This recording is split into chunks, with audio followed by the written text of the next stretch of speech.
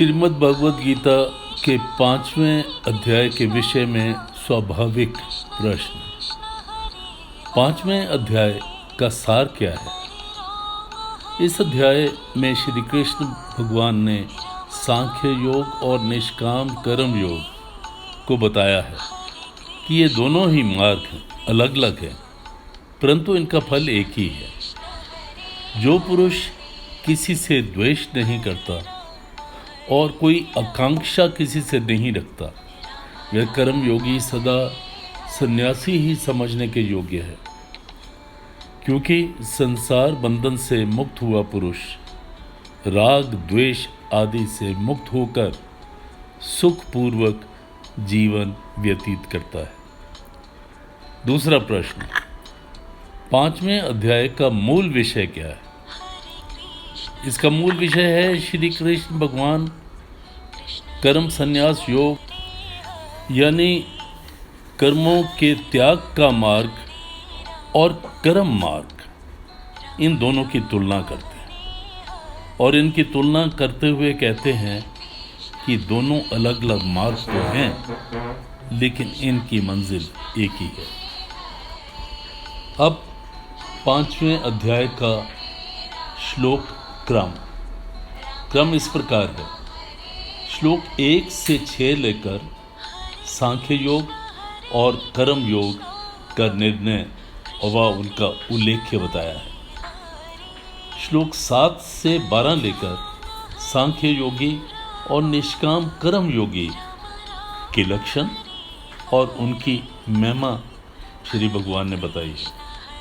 और श्लोक 13 से 26 तक ज्ञान योग का विषय इसका व्याख्यान किया है। और श्लोक 27 से 29 तक भक्ति सहित ध्यान योग का कथन किया है श्री भगवान ने। अब 5वें अध्याय का हिंदी अनुवाद श्लोक 1 से 29 तक। उसके उपरांत अर्जुन ने पूछा, हे कृष्ण, आप कर्मों के संन्यास और फिर निष्काम कर्म योग की प्रशंसा करते हैं, इसलिए इन दोनों में एक जो निश्चय किया हुआ कल्याण कारक होवे उसको मेरे लिए कहिए। इस प्रकार अर्जुन के पूछने पर श्री कृष्ण महाराज बोले, हे अर्जुन, कर्मों के संन्यास अर्थात मन, इंद्रियां और शरीर द्वारा होने वाले संपूर्ण कर्मों में कर्तापन का त्याग और निष्काम कर्म योग अर्थात समत्व बुद्धि से भगवत अर्थ कर्मों का करना, ये दोनों ही परम कल्याण के करने वाले मार्ग हैं। परंतु उन दोनों में भी कर्मों के संन्यास से निष्काम कर्म योग साधन में सुगम होने से श्रेष्ठ। इसलिए हे अर्जुन, जो पुरुष ना किसी से द्वेष करता है और ना किसी की आकांक्षा करता है, वह निष्काम कर्म योगी सदा सन्यासी ही समझने के योग्य है, क्योंकि राग द्वेष द्वंद्वों से रहित हुआ पुरुष सुखपूर्वक संसार रूप बंधन से मुक्त हो जाता है। और हे अर्जुन, ऊपर कहे हुए संन्यास और निष्काम कर्म योग को मूर्ख लोग अलग अलग फल वाला कहते हैं, न कि पंडित जन, क्योंकि दोनों में से एक भी अच्छी प्रकार सिद्ध हुआ पुरुष दोनों के ही फल स्वरूप परमात्मा को प्राप्त होता है। तथा ज्ञान योग द्वारा जो परम धाम प्राप्त किया जाता है, निष्काम कर्म योगियों द्वारा भी वही प्राप्त किया जाता है। इसलिए जो पुरुष ज्ञान योग और निष्काम कर्म योग को फल रूप से एक ही देखता है, वह यथार्थ देखता है।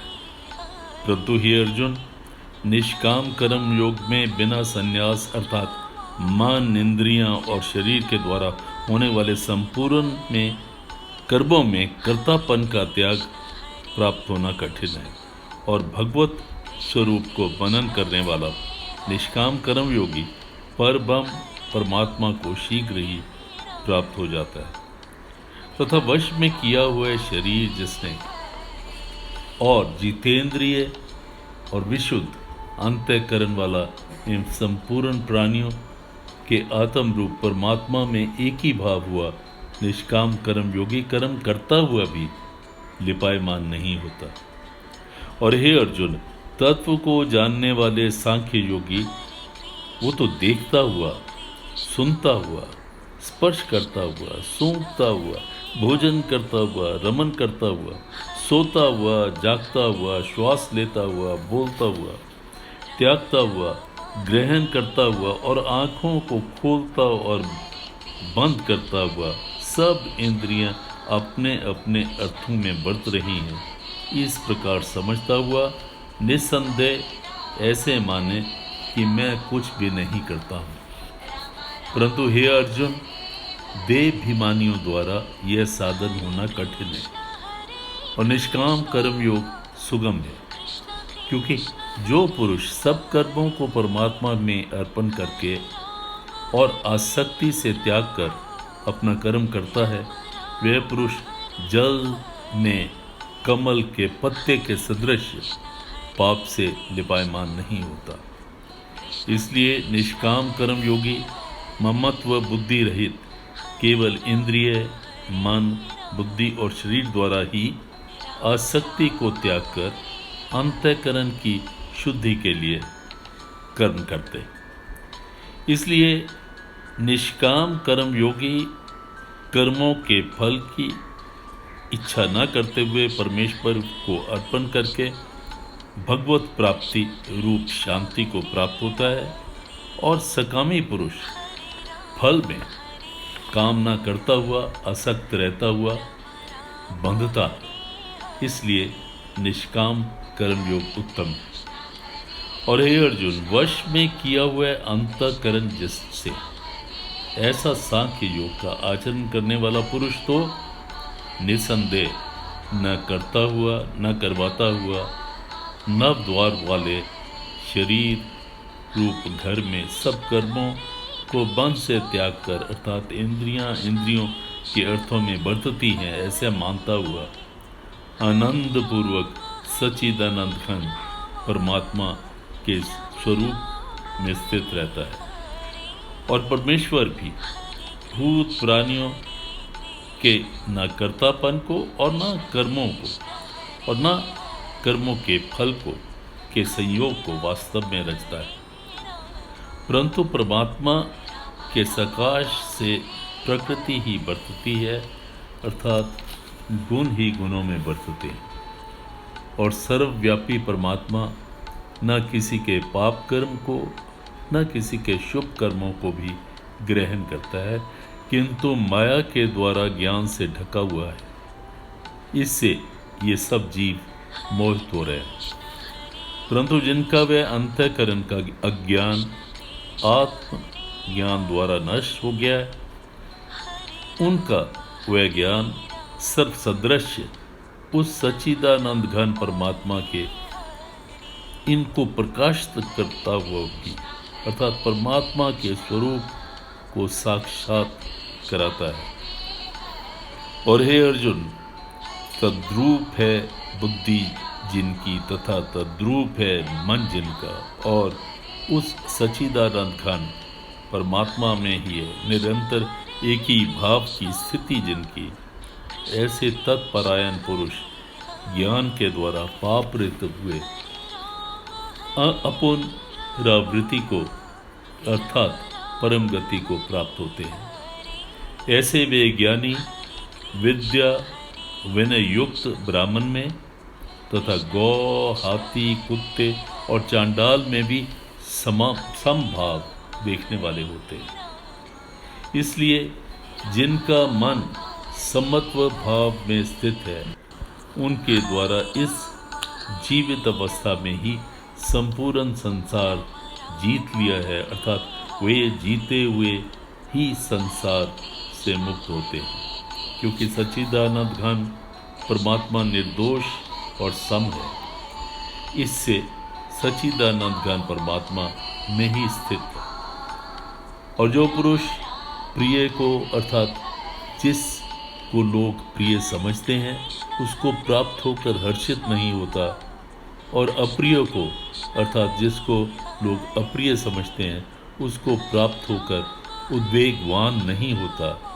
ऐसा स्थिर बुद्धि, संशय रहित ब्रह्मवेता पुरुष सच्चिदानंद घन परब्रह्म परमात्मा में एक ही भाव से नित्य स्थित है, और बाहर के विषयों में अर्थात सांसारिक भोगों में आसक्ति रहित अंतःकरण वाला उसको प्राप्त होता है, और उस पुरुष सच्चिदानंद घन परब्रह्म परमात्मा रूप योग में एक ही भाव से स्थित हुआ अक्षय आनंद को अनुभव करता है, और जो वे इंद्रिय और विषयों को के संयोग को उत्पन्न होने वाले सब भोग हैं, ये यद्यपि विषयी पुरुषों को सुख रूप भासते हैं तो भी निसंदेह दुख के ही हेतु हैं और आदि अंत वाले अर्थात अनित्य हैं। इसलिए हे अर्जुन, बुद्धिमान पुरुष, विवेकी पुरुष उनमें नहीं रमता।